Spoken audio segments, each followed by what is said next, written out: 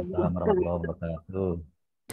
Alhamdulillah hari ini adalah hari Kamis tanggal 20 Oktober 2022. Kita sudah kedatangan narasumber kita Bapak Iip Arifin SPDMM. Beliau adalah pengawas SMP Distrik Kabupaten Bogor.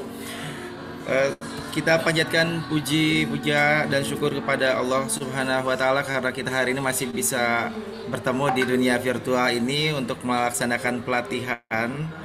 Salawat dan salam semoga selalu teriring kepada baginda kita, junjungan alam, Nabi besar Muhammad Sallallahu Alaihi Wasallam, kepada keluarganya, kepada sahabatnya, kepada kita hingga akhir zaman.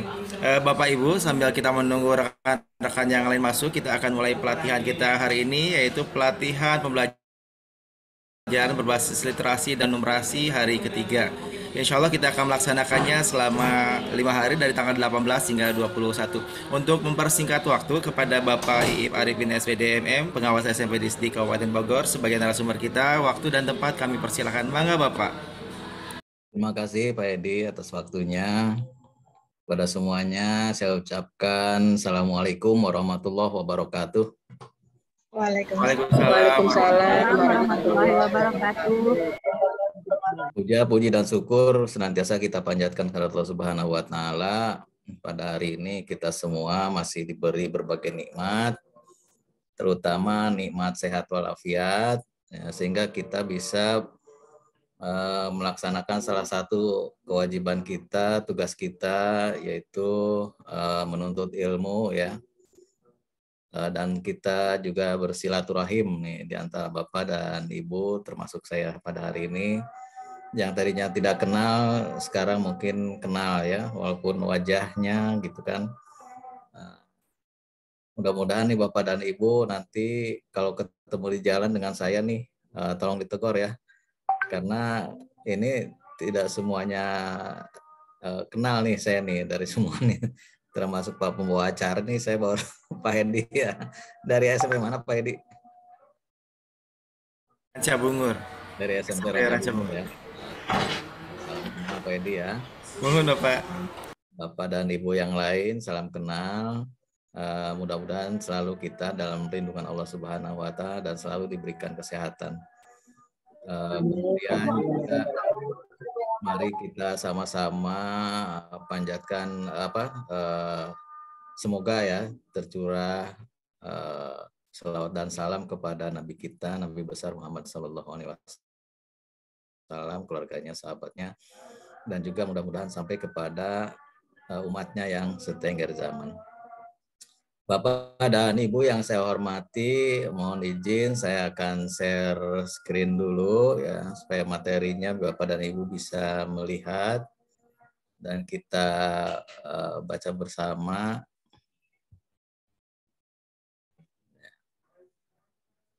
Nah, mudah-mudahan Bapak dan Ibu bisa melihatnya nih. Ya, pada hari ini kita akan berbicara tentang pembelajaran berbasis literasi dan numerasi.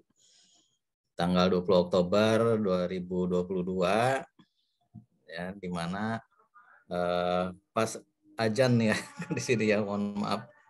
Ya nggak apa-apa, lanjut saja ya.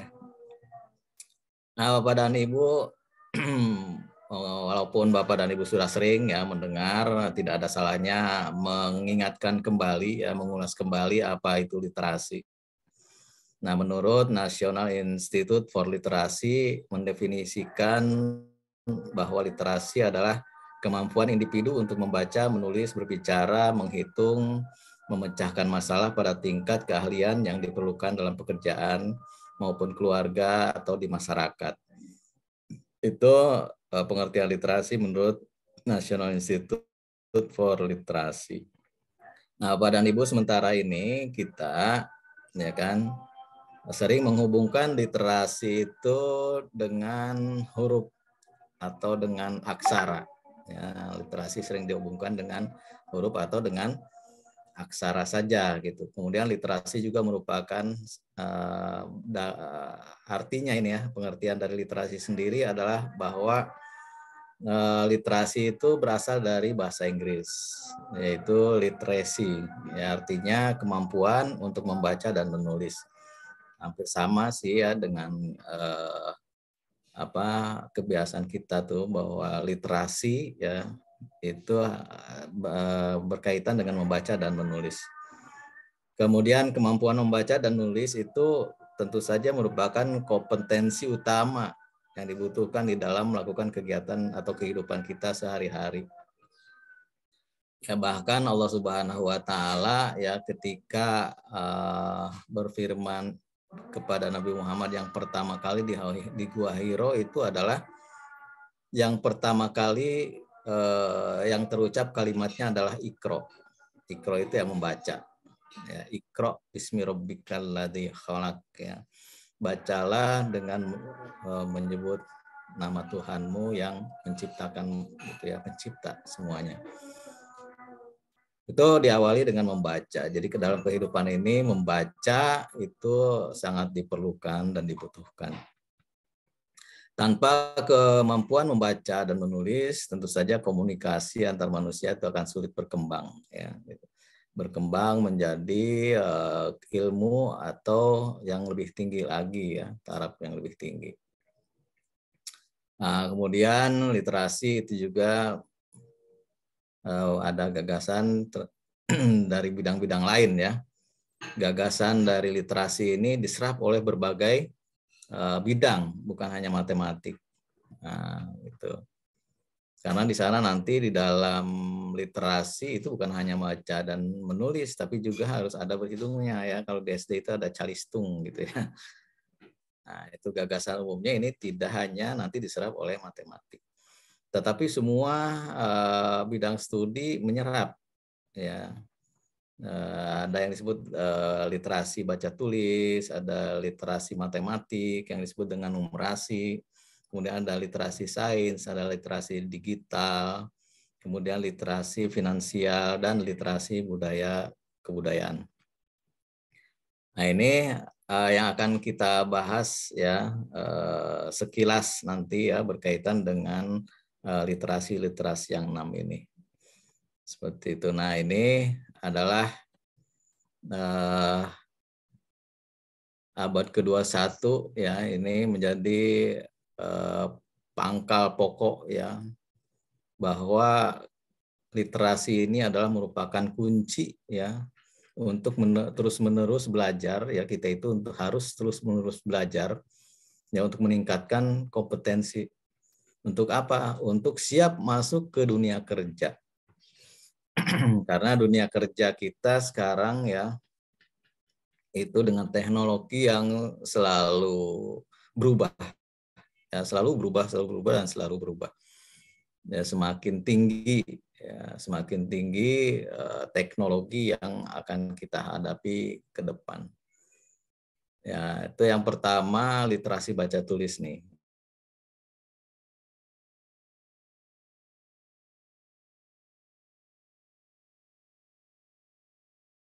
Ke dalam ide tulisan. Jadi di literasi yang harus kita miliki ya, kemampuan literasi itu bukan hanya untuk memahami, membaca ya, dari teks maupun dari audio atau dari video atau dari gambar-gambar saja, tetapi kita juga harus bisa mampu menuliskan ya, menuangkan ide-ide kita itu yang baru, inovasi-inovasi ke dalam sebuah tulisan. Jadi bukan hanya saja membacanya, ya, melihatnya, kemudian memahaminya. Nah, kita harus mampu juga untuk menuangkan ide yang sudah kita miliki itu, ya, pengetahuan-pengetahuan dari hasil literasi itu menjadi sebuah tulisan. Itu yang diharapkan di dalam literasi baca dan tulis. Kemudian literasi numerasi. Ya, literasi numerasi ini tentu saja merupakan sebuah kemampuan yang menginterpretasikan simbol dan angka di dalam matematik ya, terutama ini. Nah, serta informasi dalam bentuk grafik, tabel, bagan, atau juga dalam bentuk diagram. Nah, ini karena dalam kehidupan sehari-hari literasi numerasi ini sering ditampilkan ya di dalam sebuah berita ya di media elektronik maupun media cetak. Atau di tempat-tempat umum itu ada informasi-informasi yang berupa grafik, kemudian tabel, ada bagan, ada diagram yang tentu saja ini membutuhkan menerjemahkan kita ya. Dapat menerjemahkan dari interpretasi simbol-simbol tadi. Itu literasi numerasi. Kemudian literasi sains ya, literasi sains sederhananya adalah bahwa merupakan sebuah pemahaman terhadap fenomena alam di sekitar ya, dengan menggunakan metode berpikir inquiry. Nah, ini ada ilmiah ya, lebih ilmiah kalau ini ada inquiry ya, literasi sains ya ini. Kemudian literasi finansial. Literasi finansial ini berkaitan dengan kemampuan untuk mengelola keuangan. Nah, setiap manusia sekarang pasti akan berhubungan dengan keuangan. Sehingga kita harus mampu mengelola keuangan di dalam kehidupan kita. Ya, bagaimana uang yang kita miliki itu bisa, atau bagaimana kita bisa mendapatkan keuangan itu. Dalam kehidupan ini bagaimana kita bisa mendapatkan uang itu. Selain mengelola, kita kan harus mampu ya mendatangkan uang gitu ya dalam kehidupan sehari-hari. Itulah literasi finansial. Ya, kita harus mampu mengelola keuangan kita. Kemudian literasi digital. Nah, literasi digital ini berkaitan dengan kemampuan berkomunikasi dan menggunakan konten positif melalui dunia digital dengan bijak. Ya, Bapak Ibu, ya ini literasi digital ini sekarang sudah sangat kita butuhkan. Ya, ini menjadi makanan pokok kita kayaknya ya, menjadi kebutuhan pokok nih. Ya, literasi digital ya ini. Pasti Bapak dan Ibu ketika bangun ya, bangun tidur saja itu yang dicari mungkin ada ya, atau bahkan banyak. Ketika bangun tidur itu yang dicari adalah HP. Ya, untuk apa? Melihat berita, melihat banyak ya yang kita harus kita lihat gitu, kita ketahui. Jadi kepo kita ya, dengan digital ini kita ini menjadi manusia-manusia kepo. Ya, ini digital ini banyak bukan yang positif saja di dalamnya, tapi tersebar banyak sekali hal-hal negatif. Oleh karena itu kita harus bisa dengan bijak memilah konten-konten yang positif di dalam dunia digital ini. Ya, terutama sekarang ini yang beredar adalah berita-berita hoax ya. Berita hoax ini sekarang ini, fitnah memfitnah gitu ya, bully membuli gitu ya. Perkataan-perkataan kasar kadang-kadang ya. Kita juga banyak menuduh dengan kata-kata atau sindiran-sindiran ya. Nah, mana yang harus kita ikuti ya dari berita-berita itu berkaitan dengan media yang berada di digital ya. Kita harus bijak, harus mampu memilah dan memilih. Kemudian yang keenam adalah literasi budaya dan kewarganegaraan ya, pemahaman dan sikap terhadap keragaman budaya Indonesia, juga pemahaman dan penerapan hak dan kewajiban sebagai warga masyarakat. Nah, kita kan bangsa Indonesia ini berbagai suku, berbagai bahasa, berbagai agama, berbagai ras ya. Ada suku, ada ras, ada agama, dan ada golongan-golongan tertentu. Nah, kita ini negara yang dibangun oleh kebinekaan yang sangat luar biasa, keberagamannya. Oleh karena itu Indonesia ini harus mampu mempersatukan diri dari berbagai kebinekaan itu. Alhamdulillah ya sampai saat ini kita bangsa Indonesia belum sampai terpecah belah. Ya walaupun di dunia politik itu mungkin banyak hal-hal yang dapat membenturkan antar warga masyarakat. Ya keberbedaan politik ya seperti itu bisa menimbulkan gejolak. Ya alhamdulillah ya sampai saat ini Indonesia tetap aman, damai, tentram. Dan ini harus tularkan kepada anak-anak kita yang akan datang.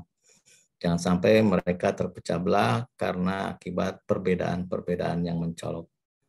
Nah, diharapkan dengan literasi ini kita mampu menjalani hidup ya sekarang dan nanti di masa akan datang agar lebih baik lagi seperti itu.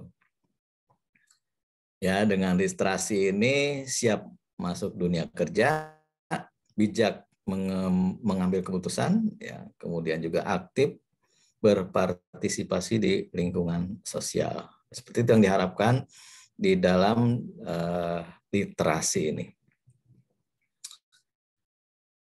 Nah, Bapak dan Ibu yang saya hormati, tadi kan sudah kita bahas sedikit ya tentang apa itu literasi baca tulis. Nah, ini ya sedikit juga akan lebih dikupas bahwa literasi baca tulis itu diharapkan atau kemampuan yang harus dimiliki ya oleh kita ya, sebagai warga masyarakat itu yang pertama adalah memahami isi teks tertulis baik yang tersirat maupun yang tersurat dan menggunakannya untuk mengembangkan pengetahuan dan potensi diri. Kemudian menuangkan gagasan dan ide ke dalam tulisan dengan susunan yang baik untuk berpartisipasi di lingkungan sosial. Kalau sekarang kan ada Instagram, ada WA, ya, ada Facebook, ya, semuanya sudah ya. Selain hanya membaca-baca di grup WA itu, tapi banyak yang aktif yang menuangkan ide-ide. Ya, ide-ide yang baik tentu saja. Nah, literasi baca tulis ini bisa dilakukan dengan membaca dan menulis dengan bersuara, ya, dengan bersuara. Nah, ini bacanya keras ya. Kemudian itu di saat sendiri tentu saja sehingga tidak mengganggu orang lain. Kemudian membaca dan menulis terpandu. Nah, ini untuk siapa? Untuk anak-anak kita. Anak-anak kita yang belum bisa baca juga kita ajari dari awal sejak dini. Ya, mereka dipandu oleh kita. Ya, karena kenapa? Sekarang ini anak-anak berusia 2 tahun saja itu sudah pandai berinternet. Sudah pandai berliterasi digital, padahal mereka belum bisa membaca, ya. Tetapi mereka bisa memilih ya tontonan yang mereka sukai, ya. Kalau kita lihat mungkin di antara anak-anak atau keponakan-keponakan kita atau melihat anak orang lain ya gitu, melihat HP gitu ya, kok dia bisa gitu ya memilih gitu tontonan-tontonan gitu. Nah, itu salah satunya adalah emang Allah Subhanahu wa taala itu sudah menyiapkan setiap orang yang terlahir itu disesuaikan dengan zamannya. Ya, zaman dulu kita belum ada internet, belum ada HP, belum ada gawai. Nah, maka saya sendiri yang sudah umur uzur begini ya, ketika komputer itu baru bergulir, ya baru ada gitu, baru diproduksi, baru tahu dengan adanya komputer gitu ya. Itu untuk menguasainya harus kursus dulu. Kursus untuk membukanya bagaimana, untuk mengoperasikannya seperti apa gitu ya. Cara menuliskannya bagaimana, hurufnya ini supaya besar bagaimana, supaya kecil bagaimana, kemudian huruf tebal bagaimana, huruf bergaris bawah seperti apa gitu ya. Nah, itu dulu belum ada Windows, ya adanya adalah DOS, ya Data Operating System. Nah, komputer itu harus ganti-ganti disket untuk mengoperasikannya. Gitu. Jadi kita harus belajar. Nah, tapi sekarang anak-anak sekarang yang baru lahir itu tidak perlu kursus. Mereka sudah bisa sendiri ya dengan HP ya gitu, dengan yang lebih canggih dari komputer zaman dulu. Ya, kalau dulu itu belum ada Excel, namanya ada Lotus, ya belum ada Word, tapi adanya WordPress apa itu. Ya. Kemudian ada Cwriter kayak gitu ya. Nah, itu masing-masing di disket ya, disket. Kemudian ada ganti ya, kesininya ada hard disk dan lain sebagainya, itu Bapak Ibu. Oleh karena itu anak-anak sekarang itu harus dipandu. Nah, ya, jangan sampai nanti dia terlibat ke dalam konten-konten negatif. Nah, kita pandu anak-anak kita ya, di dalam literasi ini. Kemudian membaca dan menulis bersama. Ini di sekolah ya, ini harus ada kegiatan kelompok ya, kegiatan kelompok. Jadi sekarang Bapak dan Ibu guru mengajar itu diusahakan wajib ya, bahkan gitu ya, harus ada kelompok-kelompok belajar ya. Setiap mata pelajaran, setiap guru itu membangun kelompok-kelompok di dalam sebuah pembelajaran. Supaya apa? Supaya mereka bisa berkolaborasi, bekerja sama. Nah, sejak dini ya, sejak dini mereka harus bisa bekerja sama. Kemudian menulis, membaca mandiri, ini sendiri. Nah, ini bisa dilakukan. Kemudian literasi sains. Nah, ini literasi sains nih. Kecakapan memahami fenomena alam dan sosial di sekitar kita. Fenomena alam misalkan apa? Sekarang musim hujan gitu ya. Kemudian banyak petir. Ya tentu saja banyak efek sampingnya. Banjir ya dan lain sebagainya. Bahkan di Kota Bogor kemarin ya ketika hujan deras ya, karena literasi mungkin ya, literasi kita serendah ya kan, naik motor itu terlalu ke pinggir, akhirnya masuk ke gorong-gorong. Karena apa? Tidak membaca situasi yang ada. Ya di samping itu adalah sebuah takdir ya buat kita, tetapi kita juga harus tetap literasi. Kalau musim hujan ya banyak air bergenang ya, apalagi deras di jalanan. Nah, itu bagaimana kita menyelesaikan masalah ya, dalam kehidupan kita ini ketika kita menghadapi hal yang seperti itu. Ya kan? Nah, maka terjadilah itu ada korban ya di Kota Bogor itu seorang mahasiswa bahkan gitu ya. Itu masuk ke gorong-gorong ya, ditemukan beberapa hari kemudian. Itu Bapak dan Ibu ini harus dipelajari oleh kita ya. Bukan hanya itu mah takdir gitu ya. Nah, itu tapi ini adalah kita bagaimana menyelesaikan sebuah masalah kehidupan yang menempa kita sendiri ya.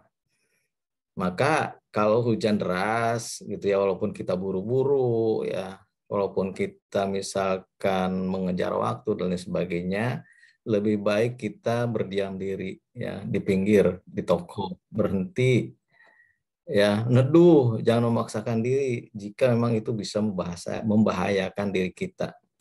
Ya, karena di jalan itu sekarang ini ya hampir semua ya jalanan itu multifungsi, bukan hanya untuk kendaraan ya, roda 2, roda 4 ya, jalan kaki dan lain sebagainya. Tetapi ketika musim hujan itu juga berfungsi sebagai kali ya sekarang ini ya gitu. Maka berhati-hatilah gitu. Nah, menghadapi ini ya maka literasi ya fenomena alam seperti itu. Atau misalkan ketika musim hujan seperti ini ya kita jalan-jalan ke pantai, nah itu harus kita hindari. Nah, dengan terjadinya tsunami ya beberapa tahun yang lalu itu menjadikan kita pembelajaran ya, sehingga bila ada cuaca buruk mungkin kita menghindari laut ya, seperti itu, atau juga menghindari pegunungan ya, seperti itu dalam waktu-waktu tertentu. Kemudian mengidentifikasikan pernyataan dan menarik kesimpulan berdasarkan bukti-bukti. Nah, ini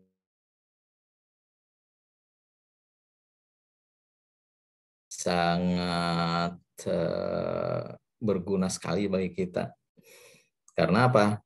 Di dalam sains ini nanti kita harus memiliki kesimpulan dari sebuah masalah ya, dengan bukti-bukti, ya, data-data yang harus kita kumpulkan ya, sehingga bisa menyimpulkan ya, dari suatu permasalahan menjadi yang bisa kita ajarkan berikutnya ya, terutama untuk diri kita dan kehidupan kita. Kemudian kecakapan untuk mengambil keputusan yang tepat secara ilmiah. Itu adalah ciri khas ya, ciri khas dari sains itu harus ilmiah. Nah, itu tadi literasi sains ya, literasi sains. Ya, kecakapan untuk mengambil keputusan yang tepat secara ilmiah agar kita dapat hidup dengan lebih nyaman, lebih sehat dan lebih baik. Nah, contoh lain misalkan di dalam literasi sains ini berkaitan dengan rokok misalkan ya.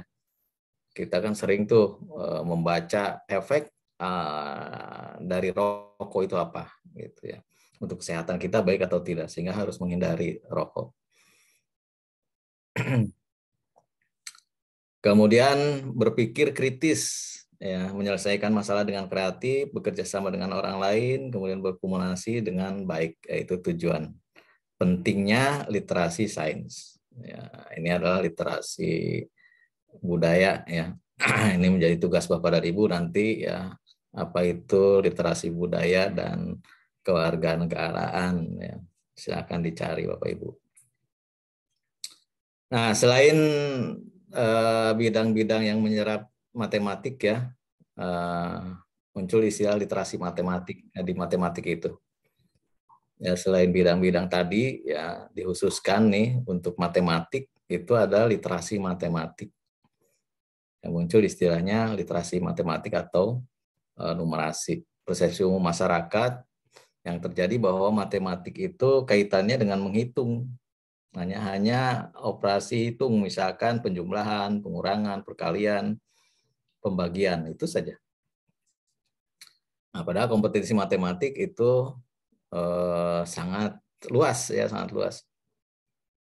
Nah, seringkali dihubungkan juga dengan hanya memanipulasi ya bilangan dengan cara menghitung cepat. Ya, itu dulu ya, itu dulu. Menghitung cepat ya matematik itu.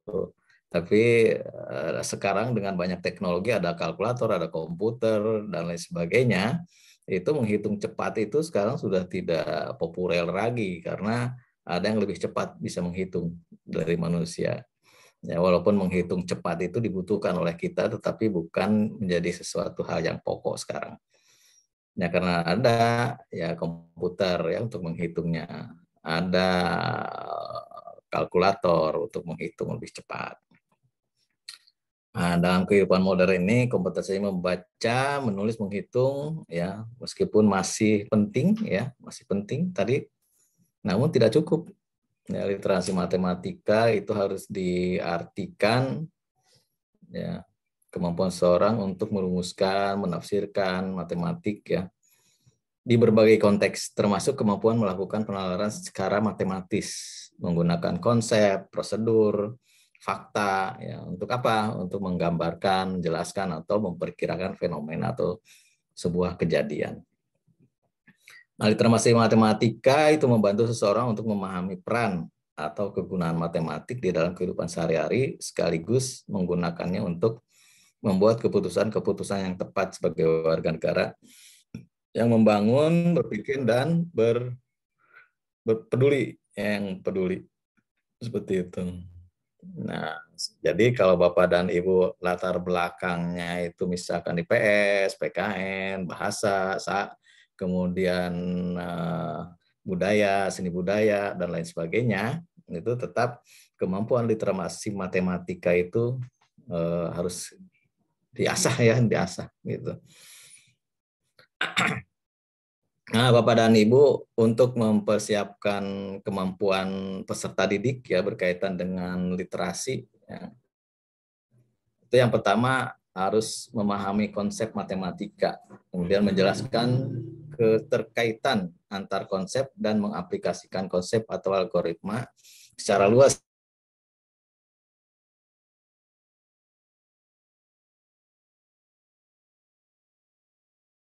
gambar. Nah, gambar ini apa nih ya gitu. Ininya tujuannya apa nih dari gambar ini? Kalau kita simpulkan seperti itu. Yang kedua, menggunakan penalaran ya dalam pola dan sifat. Melakukan manipulasi matematik dalam membuat generalisasi, ya, menyusun bukti atau menjelaskan gagasan dengan pernyataan matematika. Jadi harus disimbol-simbolkan, membuat pemodelan ya, model-model matematikanya ya, gitu. Kemudian yang ketiga, memecahkan masalah yang meliputi kemampuan memahami masalah, merancang model matematika, menyelesaikan model, dan menafsirkan solusi yang diperoleh. Kemudian yang keempat, mengkomunikasikan gagasan dengan simbol, tabel, diagram, atau media lain ya untuk memperjelas keadaan atau masalah. Kemudian yang kelima, memiliki sikap menghargai kegunaan matematik dalam kehidupan, yaitu memiliki rasa ingin tahu, perhatian, dan minat dalam mempelajari matematika, serta sikap ulet dan percaya diri dalam pemecahan masalah. Tuh ya, apa itu literasi matematik? Yaitu kecakapan untuk menggunakan berbagai macam angka dan simbol yang terkait dengan matematika dasar. Ya, untuk apa? Untuk memecahkan masalah praktis dalam berbagai macam konteks kehidupan sehari-hari. Nah, ini harus dikaitkan dengan kehidupan sehari-hari. Yang kedua, kecakapan untuk menganalisis informasi yang ditampilkan dalam berbagai bentuk grafik, tabel, bagan, dan menggunakan interpretasi hasil analisis untuk memprediksi dan mengambil keputusan selanjutnya. Nah, ini selanjutnya harus diapakan tuh data-data itu. Kemudian juga agar kita memahami dunia yang penuh angka dan data. Agar kita juga dapat berpikir rasional, ya, sistematis, kritis dalam menyelesaikan masalah dan mengambil keputusan dalam berbagai konteks. Ya, mengapa literasi numerasi itu penting? Karena dengan literasi numerasi kita menjadi warga negara global, ya. Bukan hanya warga negara Indonesia, tapi warga negara global yang siap menghadapi tantangan abad 21. Ya, sekarang orang-orang Indonesia sudah banyak yang bisa bekerja di luar negeri, bahkan atau sebaliknya. Ya, orang-orang luar negeri ya membanjiri pekerjaan di Indonesia karena mereka juga membutuhkan ya pekerjaan itu. Nah, kalau pekerjaan tadi kita tidak siap, warga kita terabaikan, ya tersingkirkan nanti, ya maka kita hanya akan menjadi pelayan saja, penonton, ya seperti itu. Nah, kemudian literasi finansial, ya, finansial. Kegiatan literasi finansial itu ada di sekolah, di keluarga, dan di masyarakat. Ya, ini ya lingkungan-lingkungan yang disoroti ya, yang utama ya dalam kehidupan kita. Di sekolah itu apa? Membiasakan siswa berbelanja di koperasi sekolah misalkan ya. Nah, kegiatan literasinya. Selama pandemi kemarin itu tidak boleh ada koperasi di sekolah karena tidak boleh ada interaksi ya. Nah, antar warga sekolah. Kalau sekarang misalkan pandemi sudah berlalu dan koperasi sudah bisa diberdayakan, nah, juga untuk meningkatkan ya kesejahteraan guru dan anak-anak, ya kita buka kembali itu koperasi sekolah. Ya. Kemudian memberikan pelatihan literasi finansial kepada siswa dalam memahami pentingnya menabung. Kemudian perbedaan antara kebutuhan dan keinginan, ya kebutuhan mana, keinginan mana, gitu kan. Kadang-kadang kita pergi ke toko, ya bawa uang, tahu-tahu habis. Ya karena apa? Ya kita banyak yang diinginkan, padahal kebutuhannya tidak semua kita butuhkan. Akhirnya apa? Akhirnya tidak terpakai, kan gitu. Barang-barang yang kita beli itu menjadi mubazir gitu ya. Kemudian mengenali metode pembayaran yang tersedia di pasar. Apakah itu dengan cara tunai, kemudian ada kredit, atau ada debit.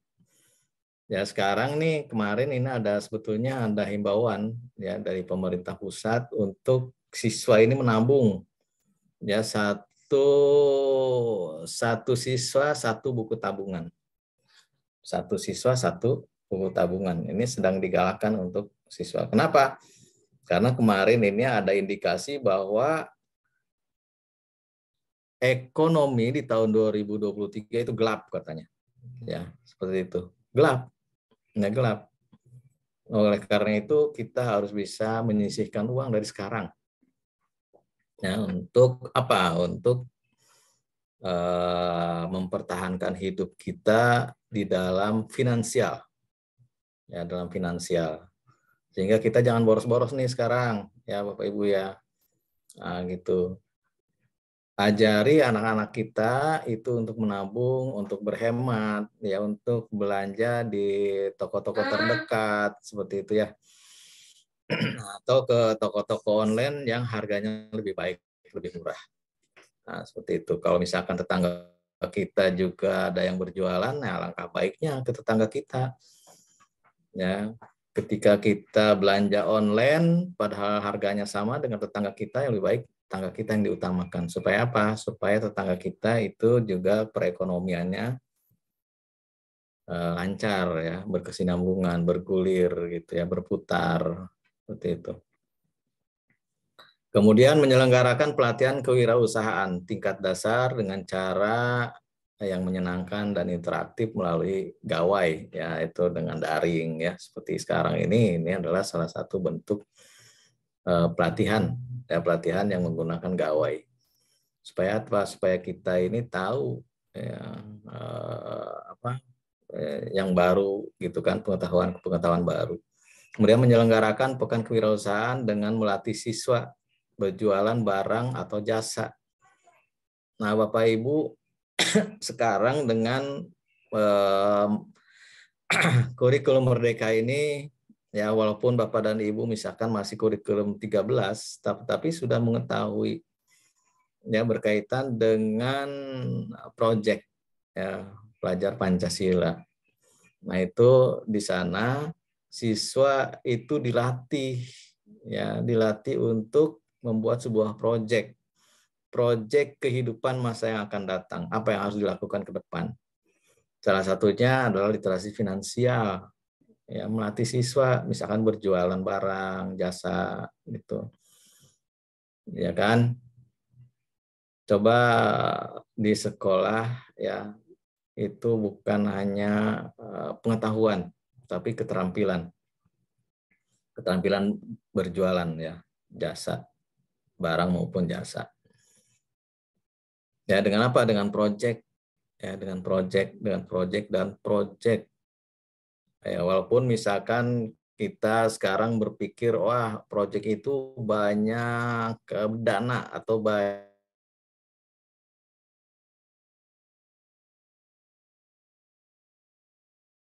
modal, yang tidak banyak modal, yang sedikit modalnya. Misalkan apa?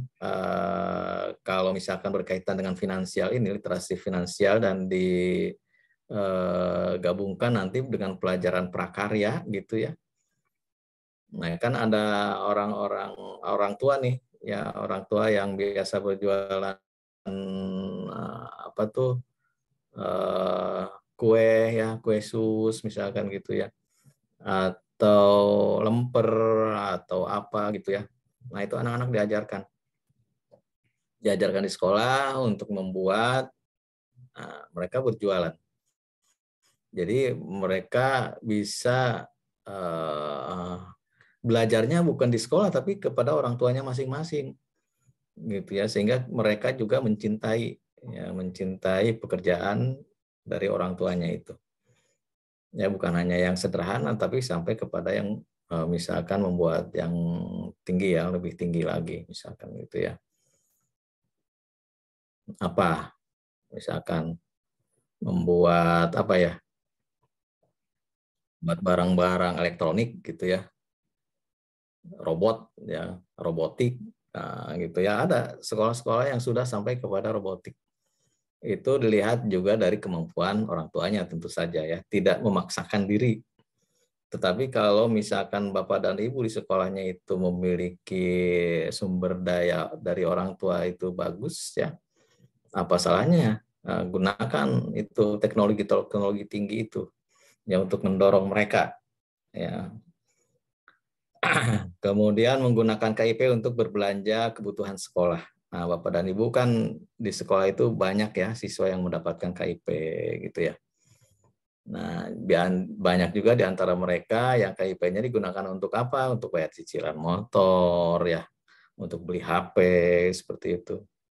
Bukannya tidak boleh, tapi dikhususkan kebutuhannya itu untuk kebutuhan sekolah, itu yang diutamakan dan diharapkan oleh pemerintah.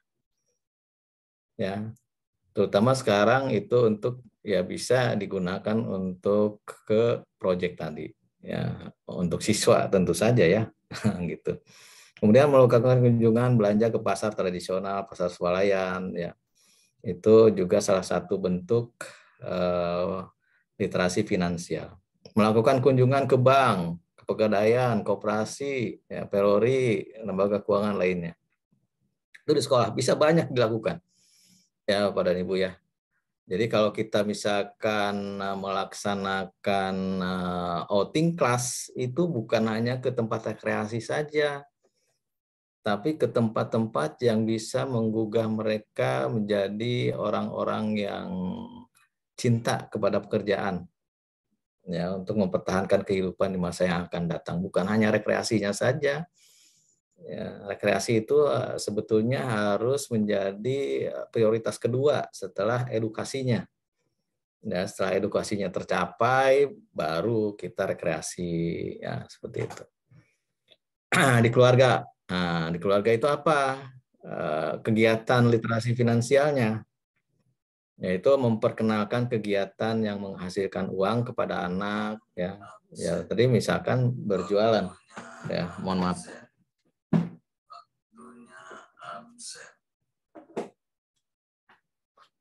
Ya, mohon maaf Bapak Ibu ya, ada alarm berbunyi. Saya matikan dulu alarm. Ya Bapak Ibu ya, salah satunya berdagang. Ya, salah satunya berdagang. Ini adalah hal yang di keluarga yang paling sederhana ya, yang paling sederhana. Kemudian membiasakan dan memberikan contoh kepada anak bagaimana mengelola uang, ya, uang saku, ya, atau uang-uang lainnya, ya, dengan mencatat pengeluaran dan pemasukan. Ini perlu Bapak Ibu supaya apa? Supaya pengeluaran kita itu terpantau, tercatat untuk apa saja nih. Ya. Karena ke depan kita ini akan semuanya serba harus pakai uang. Ya, Bapak Ibu ya. Harus pakai uang. Seperti itu. Maka kita harus bisa menggunakan uang itu ya, dengan sebaik-baiknya. Jangan diboros-boroskan. Sesuai dengan kebutuhan tadi ya, bukan keinginan. Kemudian diskusi dengan anak tetangga ya. Anak tentang keuangan, bukan anak tetangga. Diskusi dengan anak tentang keuangan dan mengajak anak berpikir kritis bagaimana menemukan hubungan antara menghasilkan, membelanjakan, menyimpan, dan mendonasikan uang. Ya, selain menyimpan, kita juga harus peduli ini kepada orang lain, mendonasikan gitu ya. Kemudian yang keempat, membiasakan anak menabung, ya, baik di celengan maupun di bank ya. Kemudian memainkan permainan yang berkaitan dengan finansial, monopoli ya itu. Sekarang monopoli sudah jarang tuh, jarang tuh. Nah, mengenalkan aplikasi-aplikasi finansial yang bersedia di gawai. Ya. Nah, bagaimana kita memanfaatkan, bukan hanya menjadi bukan menjadi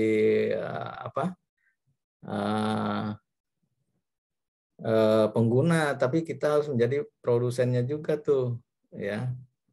Harus menjadi produsen. Bagaimana kita bisa memanfaatkan aplikasi-aplikasi ya untuk berjualan misalkan. Kemudian kalau sekarang kalau di sekolah itu ada yang disebut dengan sirkas apa namanya itu? Saya lupa. Siplah. Nah, ini banyak guru yang juga harusnya menjadi memanfaatkan siplah itu berjualan ikut ya rekannya, saudaranya ya gunakan aplikasi-aplikasi itu untuk berjualan ke sekolah. Ya barangnya ada ya gitu ya, harus ada.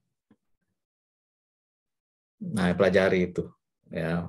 Karena kan kita membutuhkan itu ya. Sekarang itu makan minum saja harus dengan siplah ya.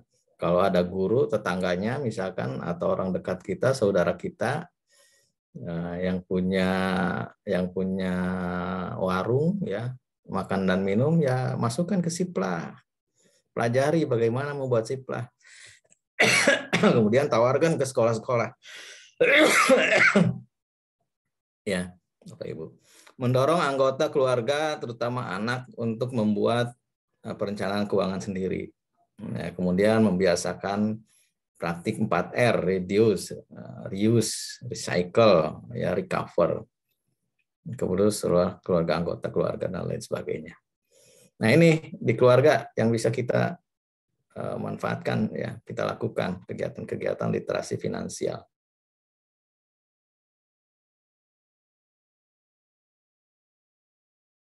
Jasa keuangan kepada masyarakat. Kemudian menyelenggarakan program arisan ya. Ini arisan-arisan itu yang positif ya. Itu terjadi di masyarakat itu. Ya ada ya. Kemudian penyuluhan investasi yang aman kepada seluruh lapisan masyarakat. Nah, Bapak dan Ibu berkaitan dengan investasi ini Bapak Ibu. Misalkan Bapak Ibu nih ya, ada orang-orang yang menawarkan kepada kita ya atas nama koperasi misalkan gitu. Menawarkan apa? Menawarkan jasa, menawarkan keuntungan. Ya, menawarkan keuntungan kalau kita misalkan Dek. Matiin, Dek. Kalau misalkan ada yang menawarkan kalau kita berinvestasi sekian misalkan ya 10 juta misalkan. Nah, 1 bulan mendapatkan keuntungan misalkan 10%. Ya. 10%. Berarti dari 10 juta kita sudah 1 juta ya. Gitu. 10%-nya. Itu sangat menarik sekali, banyak itu Bapak dan Ibu yang tertarik. Ya kalau kita misalkan punya 50 juta, itu sudah 5 juta sebulan. Ya kan? Maka kita simpan investasinya di sana. Padahal di bank itu 6% itu per tahun. Ya, koperasi itu bisa menawarkan kepada kita 10% per bulannya. Apa yang terjadi Bapak dan Ibu setelah beberapa bulan, seberapa tahun gitu. Nah, uang yang kita investasikan itu karena tertarik ya dengan keuntungannya, maka disimpan kembali itu. Ya, disimpan kembali. Akhirnya apa? Ada sebuah pas ketika kita akan mengambil uang itu, nah si investornya yang punya perusahaannya, punya koperasinya itu hilang. Ya itu ternyata adalah penipuan. Ya banyak yang seperti itu. Ya yang mengatasnamakan koperasi dan banyak lagi ya model-model lainnya. Ya atau misalkan contoh lain ada sebuah perusahaan perjalanan ya, travel. Nah, mereka menawarkan umroh ya, umrohnya umroh murah. Yang lain 30 juta, ya dia hanya 15 juta separuhnya. Atau dengan uang hanya 2 juta ya itu bisa berangkat umroh. Ya maka banyak orang yang berbondong-bondong ya gitu ya, menaruh uangnya ke sana karena tertarik. Tetapi ketika jadwal itu harusnya kita berangkat, ya kita tidak ada yang memberangkatkan. Nah itu Bapak dan Ibu. Kenapa? Itu adalah hoax, ya penipuan. Jadi kalau misalkan ada sebuah perusahaan yang menawarkan terlalu tinggi, ya terlalu tinggi keuntungannya buat kita, itu hati-hati. Ya, bukan tidak boleh Bapak Ibu ya, silakan saja kalau Bapak dan Ibu sudah sangat percaya dengan perusahaan itu. Tetapi berdasarkan literasi finansial itu ya, yang menawarkan keuntungan terlalu tinggi itu biasanya adalah sebuah penipuan. Ya, berhati-hati seperti itu. Ini harus disampaikan ya kepada masyarakat. Ya kan? Nah, seperti itu. Itu berkaitan dengan investasi. Kemudian penyuluhan bahaya meminjam uang di rentenir. Kalau sekarang itu ada yang disebut dengan apa tuh? Bangke ya, bank keliling, Bapak Ibu. Nah, ini juga banyak yang terlilit utang di dalam bank keliling itu. Bayangkan Bapak dan Ibu. Ya, dari 1 juta dia harus mengembalikan 1.500.000 ya, dalam sekian bulan. Ya, misalkan itu sampai separuhnya. Ya. Ya uangnya tidak banyak Bapak Ibu, cuma 1 juta gitu ya. Tapi mengembalikannya 1,5 juta. Ya, bayangkan 2 kali lipat. Kalau satu kelompok ya itu ada 10 orang, 1 juta, 1 juta, 10 juta, dia sudah mendapat 5 juta keuntungannya. Ya, ada yang sampai 2 juta ya, ada yang sampai 3 juta juga gitu ya. Itu akhirnya banyak yang terlibat berbelit ya. Tapi sekarang juga ada nih ya secara online ya, banyak juga itu yang terlibat utang online. Ya, sehingga untuk menutupnya itu dari perusahaan lain, kemudian ditutup lagi dari perusahaan lain, tambah banyak, tambah banyak, tambah besar, tambah besar. Sehingga dia menerima hanya 8 juta misalkan, karena ditutup oleh perusahaan lain misalkan jadi 10 juta, kemudian dari 10 juta ditutup oleh perusahaan lain misalkan jadi 15 juta, ayo terus naik ya, bisa sampai ratusan juta. Itu pun terjadi di kehidupan kita di masyarakat. Ya masih banyak lagi ya Bapak Ibu ya, literasi finansial ini yang harus kita pelajari, ya, simak bersama ya, jangan sampai kita terpedaya ya oleh sebuah perusahaan yang bodong dan lain-lain lah gitu ya. Bagaimana strategi kita meningkatkan juga keuangan kita. Ini jangan menyepelekan ya keuangan. Kita dapat memilih strategi dan keputusan keuangan yang tepat. Kita juga harus mampu bertanggung jawab ya pada keputusan keuangan yang diambil. Literasi keuangan itu juga merupakan sebuah investasi ya, agar kondisi keuangan itu tetap terjaga. Ya, dapat mempengaruhi pertumbuhan kekayaan finansial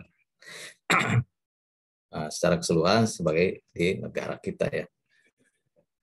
Nah, kemudian literasi digital, Pak Ibu ya. Nah, literasi digital. Apa itu literasi digital?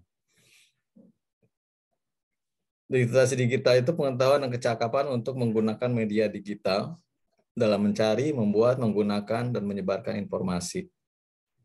Ya, literasi digital memungkinkan informasi bergerak cepat, kemudian menjangkau lebih banyak orang, ya, sampai ke dunia luar. Nah, di dunia lah pokoknya gitu ya. Karena keterbukaan dunia digital kita. Nah, untuk apa kompetensi digital ini ya, literasi digital? Yang pertama untuk kreativitas. Ya, kita lebih kreatif. Kemudian kita juga harus berkolaborasi. Nah, ini kita harus punya rekan-rekan bisnis misalkan, atau mitra-mitra kerja, ya, atau dengan silaturahim ya gitu di WA seperti itu ya, kolaborasi. Kemudian pemikiran kritis dan evaluasi, kemudian pemahaman budaya dan sosial yang tinggi, kemudian mengkurasi ya, informasi, safety, ya, kemudian kemampuan praktikal dan fungsional, kemudian komunikator yang cakap, menjadi komunikator yang cakap. Ini diharapkan dari kompetensi digital ini, kompetensi digital ya. Apa etika-etikanya nih, Bapak dan Ibu ya? Perangkat dan media digital itu banyak digunakan oleh usia 12 sampai 18 tahun. Ya. Termasuk ya yang lebih tingginya itu apalagi ya. Nah, ini yang usia 12 sampai 18 tahun saja sekarang sudah banyak menggunakan.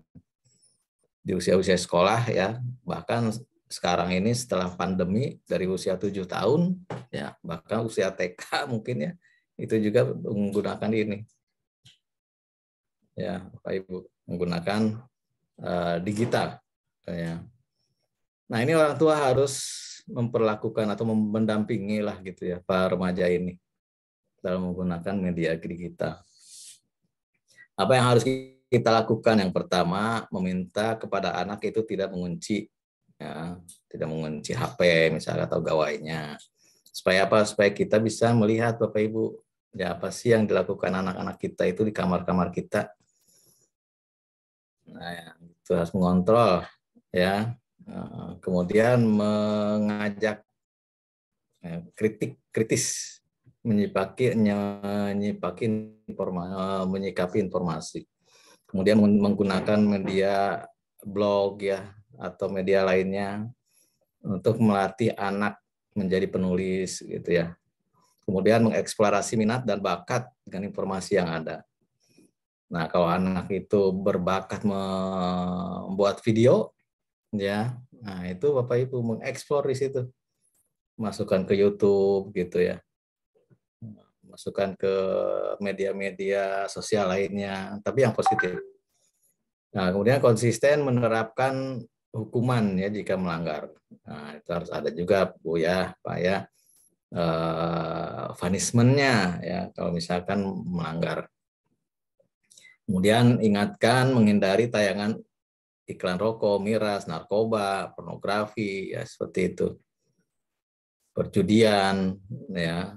Karena sekarang banyak konten-konten juga yang melalui kartun-kartun, misalkan ada pornografi, ada perjudian, dan lain sebagainya. Kekerasan ya terutama. Kemudian menambah etika berkomunikasi di media sosial.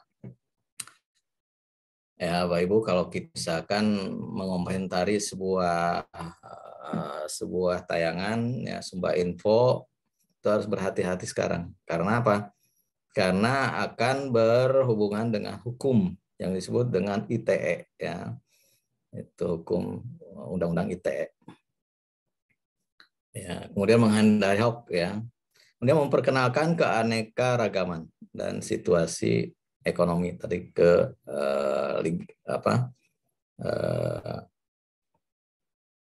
finansial ya, finansial. Juga ada digital itu kan tadi berkaitan erat tuh finansial dengan digital sekarang ini. Nah, terutama Bapak Ibu sekarang ini banyak konten-konten hoax ya, itu harus kita hindari.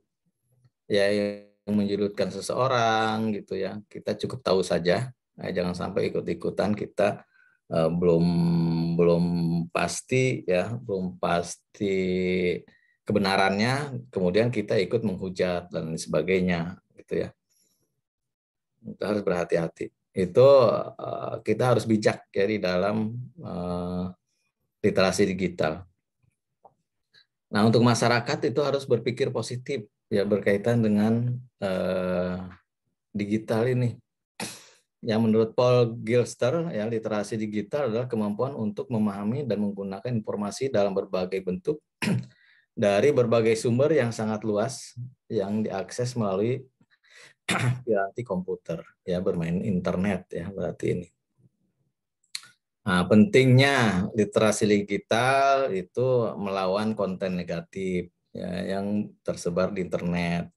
Kemudian memperkuat kapasitas masyarakat untuk menghadapi revolusi industri. Ya kalau sekarang masih 4.0, ya 4.0. Ya mungkin suatu saat nanti ya sebentar lagi sudah masuk ke 5.0. Ya. Nah, sekarang sudah ada isu-isu ya, ada isu-isu bahwa apa tuh kompor gas katanya mau ditarik gitu ya, mau diganti dengan listrik ya, kompor listrik, yaitu salah satu menuju ke 5.1, 5.0, semuanya akan serba listrik, termasuk kepada mobil listrik, ya, kompor listrik, ya semuanya pakai listrik lah gitu, dan serba otomatis ya. Kemudian internetnya juga sudah menggunakan bukan 4G lagi, mungkin 5G gitu ya. Sudah tidak ada batas, ya, tidak ada lola lagi, tidak loading lagi, langsung set gitu ya, kencang.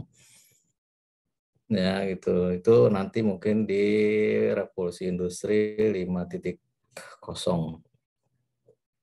Ya mobil mungkin nanti akan menggunakan, kalau sekarang kan ada GPS ya, kita kalau mau jalan kemana-mana tinggal klik Google Map gitu ya, jalannya itu sudah kelihatan tuh jalurnya, jalur-jalur yang merah, jalur-jalur yang kuning, jalur-jalur yang hijau, beloknya kemana, belok kiri, belok kanan, lurus gitu ya, itu diberitahu 200 meter belok kanan gitu ya. Nah itu adalah salah satu kecanggihan dari revolusi industri 4.0 ini.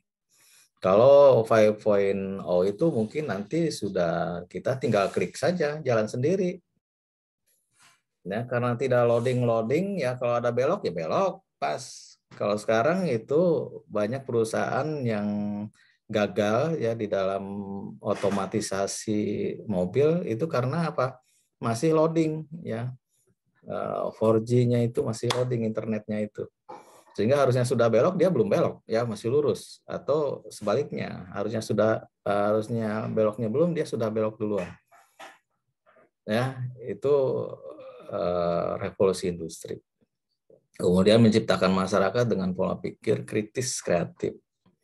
Nah, upaya literasi digital ini upaya memperkuat kemampuan tadi ya semuanya. Nah, menurut Asosiasi Pengguna Jasa Internet Indonesia ya, APJI, nah, di tahun 2017 ya, di tahun 2017 itu ada 143 juta orang di Indonesia telah terhubung jaringan internet. Ya. Itu dari 143 juta orang itu 49,52%-nya adalah usia 19 sampai 34 tahun. Itu 2017. 2017 itu sebelum pandemi. Kalau setelah pandemi itu meningkat luar biasa sepertinya ya. Lebih dari 143 juta orang yang terhubung kepada jaringan internet. Bahkan satu orang itu bisa memiliki 2 atau 3 gawai. Kemudian belum lagi laptopnya. Ya. Sehingga bisa melebihi jumlah manusianya sendiri. Kalau jumlah manusia di Indonesia ada 260, catat nanti orang yang terhubung ke jaringan internet itu karena akunnya misalkan setiap orang itu menggunakan yang berbeda, ya satu orang bisa 2 atau 3 akun, maka tercatat terhubung itu bisa di internet itu 300 juta, melebihi jumlah penduduk. Bisa saja ya terjadi seperti itu mungkin ya, perkiraan. Nah, Bapak dan Ibu, berkaitan dengan literasi ya, ini ada data ya, dari PISA Indonesia tahun 2000 sampai dengan 2018. Ini ada sebuah organisasi yang getol ya menilai berkaitan dengan membaca, kemudian berhitungnya matematik dan sainsnya IPA-nya ya. Nah, ini hasilnya dari grafiknya itu dari tahun 2000 sampai 2018 readingnya itu tertinggi adalah di tahun 2009 ya, itu nilai Indonesia itu 402. Kemudian menurun lagi sampai tahun 2018 itu terakhir menurun. Nah, ini karena diadakan setiap 3 tahun sekali ya. Setiap 3 tahun sekali. Rata-rata dunia adalah 500. Nah, nilainya Indonesia itu di bawah rata-rata dunia. Itu untuk membaca. Kemudian untuk matematik juga sama ya, di bawah rata-rata dunia. Ya, kemudian sains juga sama. Itu berkisar antara 300 sampai 400-an. Nah, oleh karena itu ya pemerintah ya, melalui Kemendikbud, nah di dalam rencana strategisnya tahun 2020 sampai 2024 itu menetapkan ya di akhir tahun 2024 itu Indonesia bisa memiliki skor ya di membaca reading itu 396. Kemudian matematik 388. Sains 402. Ini harapannya. Tidak muluk-muluk harus mencapai rata-rata dunia ya. Oleh karena itu di Indonesia ini melalui Kemendiknas menerapkan asesmen nasional.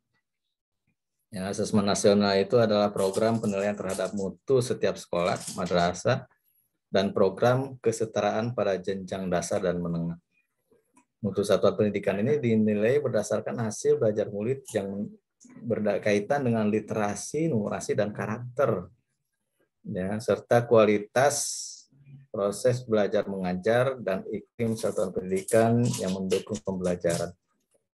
Nah, informasi-informasi tersebut nanti diperoleh dari 3 instrumen.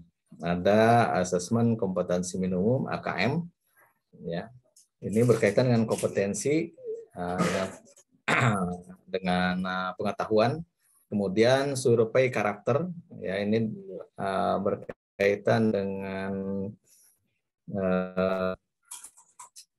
apa tuh namanya, sifat kita ya, karakter kita, afektif kita nih. Kemudian survei lingkungan belajar, kesiapan lingkungan belajar itu di sekolah seperti apa. Nah, untuk guru dan kepala sekolah itu survei lingkungan, ya, survei lingkungan belajar, ya, gitu. Kemudian kemarin dilaksanakan di kelas 8 dan kelas 4 ya, kelas 8, kemudian kelas 11. Ya,